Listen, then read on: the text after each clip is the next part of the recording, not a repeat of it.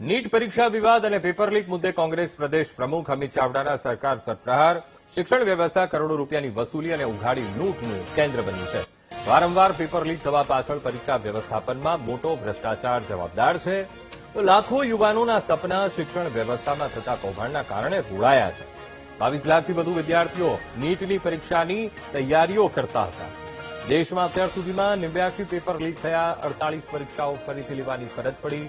Junior clerk, forest guard અને LRD ભરતીમાં પણ કૌભાંડો થયા. જવાબદાર અધિકારી કે મંત્રી સામે કોઈ પગલાં નથી લેવાયા.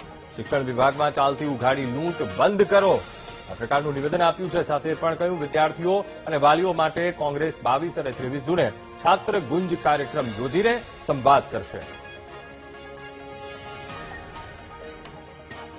આજે આખા ગુજરાતમાં અને દેશમાં શિક્ષણના નામે ઉઘાડી લૂંટ ચાલે છે. એક મોટી વસૂલીનું માધ્યમ શિક્ષણ વ્યવસ્થા બની ગઈ હોય એ સ્થિતિનું નિર્માણ થયું છે.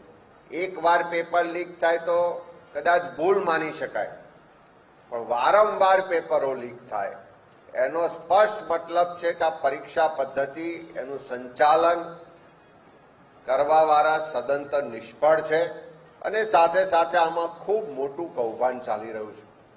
નીટની જ વાત કરીએ તો પહેલા પણ 2017માં, 2021માં, 2024માં અને 2026માં અનેક વખત પેપર લીક થયા, પરીક્ષાઓ રદ થઈ અને એના જ કારણે આખી પરીક્ષા વ્યવસ્થા પર, એના સંચાલન પર આજે લોકોને, વિદ્યાર્થીઓને, યુવાનોને વિશ્વાસ નથી રહ્યો.